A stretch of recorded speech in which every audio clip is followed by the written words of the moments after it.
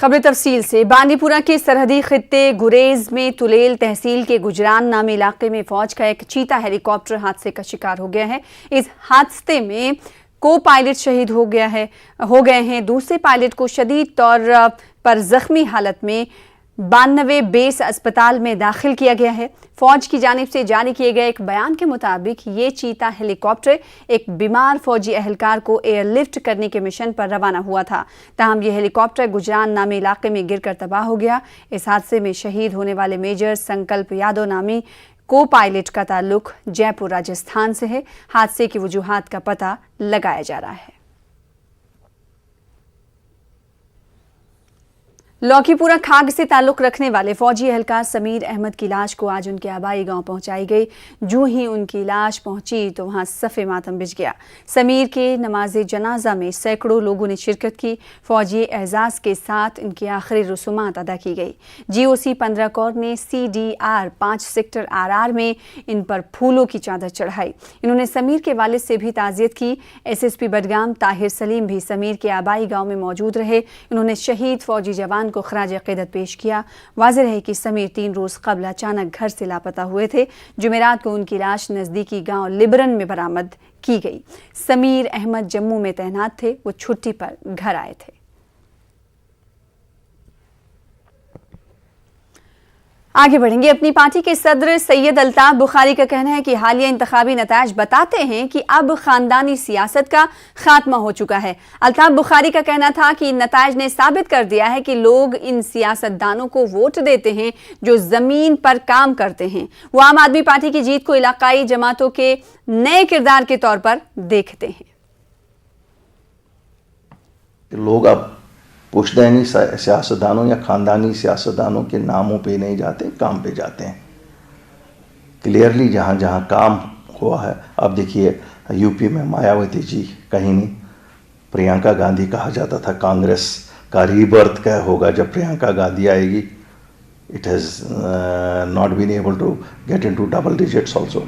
तो लगता है कि अब एक चीज़ तो क्लियर है कि अब रीजनल पार्टीज़ ही अपोजिशन की स्पेस भरेंगी।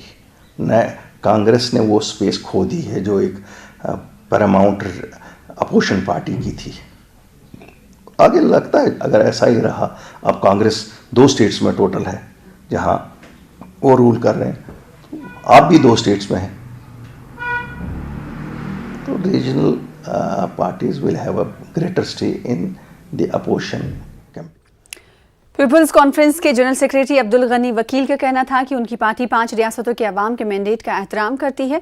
वकील ने कहा कि लोगों ने उन जमातों को वोट दिया है जिनके बारे में उन्हें लगा कि वो उनके काम कर सकते हैं। उन्होंने कहा कि कांग्रेस के दाखिली इंतशार की वजह से पार्टी की ये हालत हुई है।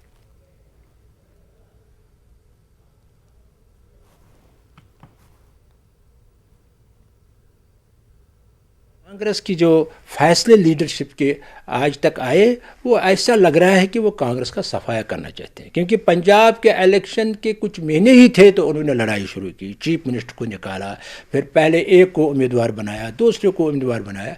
तो लोग ऐसा पसंद नहीं करते कि भाई कहीं आपस में ही टकराव हो। इसी तरीके से वहाँ जो यूपी था वहाँ अपोजिशन को मुत्तहिद होना था। अगर वो हुक्मरान ये साबित हुआ कि मुत्तहिद होने के बगैर अपोजिशन अब बीजेपी का मुकाबला नहीं कर सकती, वो अब साबित हो गया है। तो इसलिए एक वक्त बीजेपी ने भी मुत्तहिद होकर कांग्रेस का मुकाबला किया। लेकिन इसके लिए अपोजिशन को सोचना चाहिए कि किस तरीके से वो आगे बढ़ सकते हैं। लिहाजा हमारी यही राय है, ये जमहूरियत का फ़ैसला है, लोगों का फ़ैसला है, और लोग जो फैसला करते हैं वो उनको खुद देखना होता है जिस स्टेट में इलेक्शंस होते हैं। वहीं PDP सदर महबूबा मुफ्ती का कहना है कि मुल्क में कांग्रेस अपोजिशन की मरकजी हैसियत रखती है। असेंबली इंतखाबात के नताज पर मुफ्ती ने कहा कि बीजेपी ने सरकारी मशीनरी का गलत इस्तेमाल करके जीत हासिल की है। वो श्रीनगर में न्यूज़ 18 उर्दू के senior associate editor Shabbir Ahmad के साथ खास बातचीत कर रही थी। देखिए, पहले इलेक्शन होते थे वो पार्टीज़ के दरमियान होते थे। जब से बीजेपी की सरकार बनी है, उन्होंने जो सारा सिस्टम है मुल्क का है उसको इतना सबवर्ट किया और इतना मैनिपुलेट किया है कि अब तमाम जमातों को सिस्टम के ख़िलाफ़ लड़ना है, बीजेपी के ख़िलाफ़ नहीं लड़ना है। जहाँ पर सिस्टम में आपके ED है, NIA है, बहुत पैसा है, बहुत ताकत है एक तरफ से। इसी माहौल में अखिलेश की पार्टी ने अच्छी कारकर्दगी दिखाई, बाकियों के लिए क्या मसला था? अखिलेश का तो कह रहे थे कि वो जीत जाएगा, मगर वो जीता नहीं, बिकॉज कहीं ना कहीं वो मजहब की लड़ाई के आगे, पैसे के आगे, ED के आगे, NIA के आगे, जो बाकी इनके पास जितने भी वेपन्स हैं, हथियार हैं बीजेपी के पास, प्रोपागंडा, जो बिल्कुल गलत प्रोपागंडा। अभी देखिए, जो प्रियंका गांधी को ये कहें कि आप आतंकवादियों के साथ मिली हुई हो, एक ऐसे पार्टी की जनरल सेक्रेटरी से जिसके बाप को आतंकवादियों ने मारा, जिसकी दादी को आतंकवादियों ने मारा, उस पे बीजेपी कहती है कि आप आतंकवादियों से मिली है, और यही प्रोपेगेंडा चलाते हैं। तो ऐसे में मैं समझती हूँ कि अखिलेश यादव ने जितना भी परफॉर्मेंस किया वो तो कमाल किया। कांग्रेस का परफॉर्मेंस अच्छा नहीं रहा, क्योंकि कांग्रेस कई सालों से, जैसे पहले कांग्रेस में जो वर्कर होते थे या लीडर खासकर होते थे, वो गांव जाते थे। मुझे याद है मुफ्ती साहब का वो कोई गांव नहीं हुआ यूपी में जहां वो नहीं गए हैं, बिहार, पंजाब। तो ये लीडर पहले जाते थे, वहाँ रहते थे। आजकल बदकिस्मती से जो लीडरशिप है, एक्सेप्ट फॉर राहुल गांधी और प्रियंका गांधी, आपने किसी कांग्रेस के लीडर को सुना है क्या मोदी साहब या बीजेपी के बारे में कोई बात नहीं करता है? बात करेगा दूसरे दिन जेल, दूसरे दिन ED। केजरीवाल तो दिल्ली से इतनी मुखालफत के बावजूद पंजाब में जीते। नहीं, वो तो ठीक है। केजरीवाल का जो दिल्ली में जो उन्होंने मॉडल दिया है, जिसमें एजुकेशन बहुत अच्छा उन्होंने किया है, हेल्थ में बहुत अच्छा कर रहे हैं, करप्शन को भी काफ़ी हद तक कंट्रोल किया है, तो वो लोगों के सामने एक ऑल्टरनेटिव आ रहा है सामने। और वो कहीं ना कहीं जो बीजेपी का जो हिंदुत्व है, उसको भी, उस कार्ड को भी प्ले करते हैं। वो बीजेपी को अपनी ही उससे मात देना चाहते हैं, अपनी ही उन्हीं के तरीके से उनको मात देना चाहते हैं, और काफ़ी हद तक कामयाब हो रहे हैं। इसका मतलब ये भी एक तरीके से कि अगर लोग काम करें, हमारे पॉलिटिशियंस जिन्होंने काम किया उनको वोट मिलता है। नहीं, मैं नहीं समझती हूँ। देखिए, ये जगह जगह पे डिफरेंट है। पंजाब में तो बीजेपी का पहले भी ज़्यादा नहीं असर नहीं था, कांग्रेस ऑलरेडी सरकार में रह चुकी थी, एंटी इनकम्बेंसी भी था।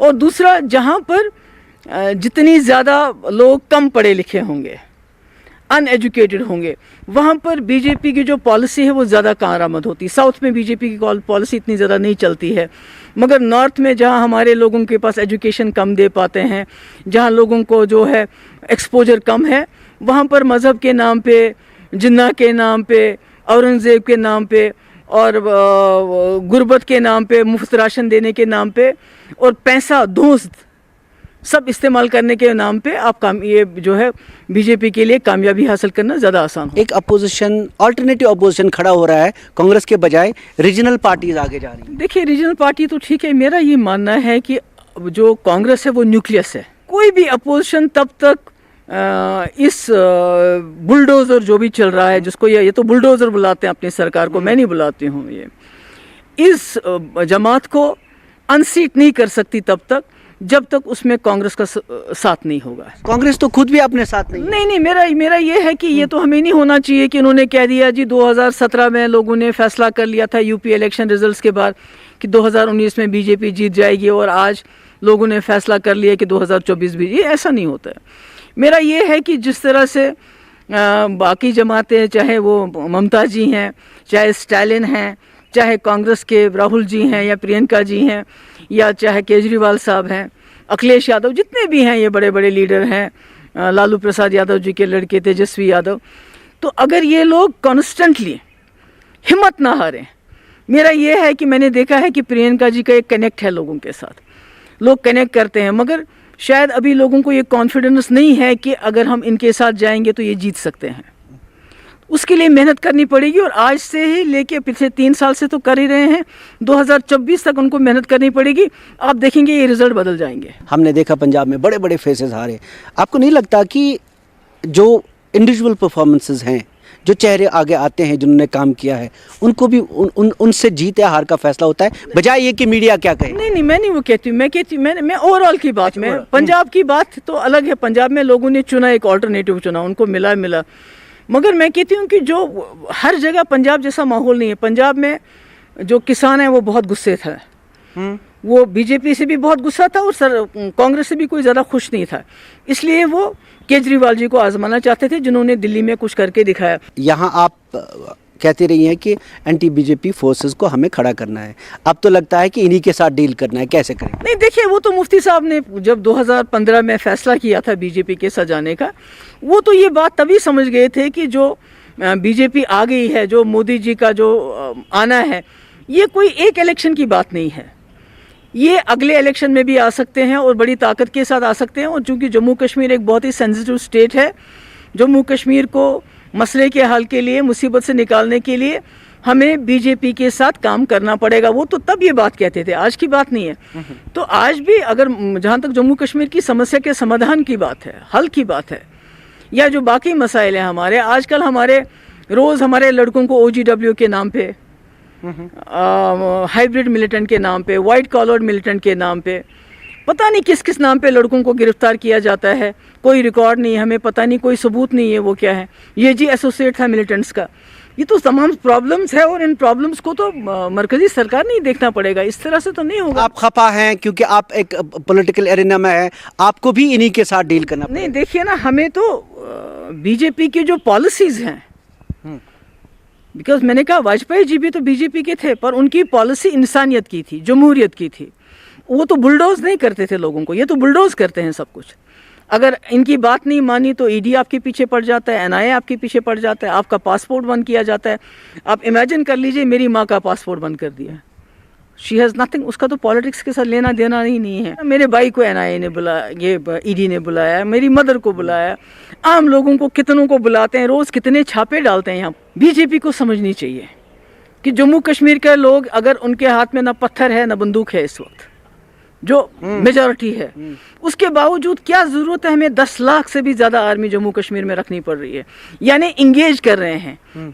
तो इस मसले का, समस्या का समाधान ढूंढने की कोशिश करेंगे। क्या आप PAGD मिलकर इत्तेहाद में इलेक्शन लड़ेंगे? देखिए, वो तो हम जब मिलेंगे तब बात करेंगे, मतलब आपस में जब मीटिंग होगी हमारी, डिस्कशन होगा, तो अभी तो हमने कभी ये डिस्कस नहीं किया। तो 10 मार्च को आए 5 रियासतों के असेंबली इंतखाबात के नताइज पर हर समत बहस हो रही है। सियासी माहिरीन मानते हैं कि 4 रियासतों, खासतौर पर उत्तर प्रदेश में बीजेपी की जीत का मुल्क में आने वाले दिगर इंतखाबात पर काफी असर पड़ेगा। जम्मू कश्मीर के सियासी मंजरनामे पर इसका क्या असर पड़ेगा, इस हवाले से देखिए न्यूज़ 18 जम्मू कश्मीर के एडिटर मनोज कौल की खास रिपोर्ट।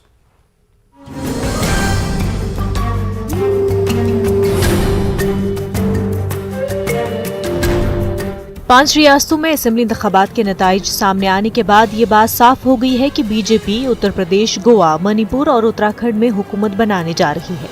पंजाब पर आम आदमी पार्टी का राज चलेगा। सियासी माहिरीन का मानना है कि इन नताइज का जम्मू कश्मीर के सियासी मंजरनामे पर भी असर पड़ेगा। मारूफ सियासी माहिर परीक्षित मनहास का कहना है कि वोटर तरक्याती कामों और आम लोगों को दरपेश मुश्किलात हल करने के लिए हुए कामों से मुतासिर हुए हैं। मनहास का कहना है कि इन नताइज से बीजेपी को जम्मू कश्मीर में कुछ फायदा हो सकता है। पार्टी को यूटी के लोगों को दरपेश मसाइल पर ही तवज्जो देनी होगी। बीजेपी को एज इस चीज़ पे मिलेगा कि उनकी नेशनल लेवल पे परफॉर्मेंस बहुत अच्छी रही है। उनकी पार्टी डिलीवरी कर रही है नेशनल लेवल पे। उनकी पार्टी जिस जिस स्टेट में पावर में आ रही है वहाँ पे वो डिलीवरी कर रही है। तो एक वो माइंडसेट ज़रूर आम नागरिक में आएगा जब वो एक यार्डस्टिक के ऊपर तुलना करने की कोशिश करेंगे कि हाँ, भारतीय जनता पार्टी के लीडर्स यूपी में, उत्तराखंड में, गोवा में, मणिपुर में या बाकी हिमाचल प्रदेश में, बाकी स्टेट्स में डिलीवर कर रहे हैं। ऐसा यूटी में भी संभव हो सकता है। तो एक ये हैज है। दूसरा, जो नेशनल और स्टेट की कोऑर्डिनेशन होती है, अगर वो सिमिलर पार्टीज़ हों दोनों जगह पावर में, तो वो कोऑर्डिनेशन बेटर तरीके से होती है, इज़ फार मोर इम्प्रूव्ड। तो वो भी एक एज उनको आराम से मिल सकता है। बट फिर में घुमा फिरा के वही बात आ रही है कि आपका लोकल लेवल पे क्या रोड मैप है और उसको कैसे इंप्लीमेंट करना है, वो बड़ा एक स्ट्रेटेजिक पॉइंट रहेगा। ये पूछे जाने पर कि आया दफा 370 और 35A को हटाना एक बड़ा एजेंडा हो सकता है जिससे सियासी जमातें फायदा हासिल कर सकती हैं। मनहास ने कहा कि इसका लोगों की सोच पर ज्यादा असर नहीं होगा। मनहास का कहना है कि कश्मीर की सियासी जमातों को आम लोगों की हिमायत हासिल करने के लिए अवाम दोस्त एजेंडा लेकर सामने आना होगा। Article 370 is a gone issue. और वो अब कोई डिबेटेबल इशू भी नहीं रहा। और वो अगर जो भी पॉलिटिकल पार्टी इस इशू को रेकअप भी करने की कोशिश करेगी, सोचेगी हम इसे इलेक्शन का मुद्दा बना सकते हैं, जैसे PAGD के जो डिफरेंट मॉड्यूल्स हैं वो कोशिश करेंगे इसको मुद्दा बनाने की, बट वो उनकी एक बड़ी ही गलत रीजनिंग होगी और गलत प्रेमाइस होगा इसको एक मुद्दा बनाना। मुझे ये लगता है कि अगेन हर पार्टी को मैं अभी से अगर वो तैयारी कर रहे हैं तो उनको ग्रास रूट पे जाके अपना मैनिफेस्टो बिल्ड करना चाहिए। मैनिफेस्टो प्रोग्रेस ओरिएंटेड होना चाहिए एंड डिलीवरी ओरिएंटेड होना चाहिए। सियासी मुबस्सिरीन का मानना है कि ज्यादातर लोग तरक्की और खुशहाली चाहते हैं। उनका कहना है कि अब सियासी जमातों को रिवायती बातों से हटकर ठोस मंसूबों के साथ आना होगा। न्यूज़ 18 उर्दू के लिए मनोज कौल की रिपोर्ट। फिलहाल इसी के साथ रुकेंगे छोटे से ब्रेक के लिए, कुछ और खबरों के साथ जल्द लौटेंगे।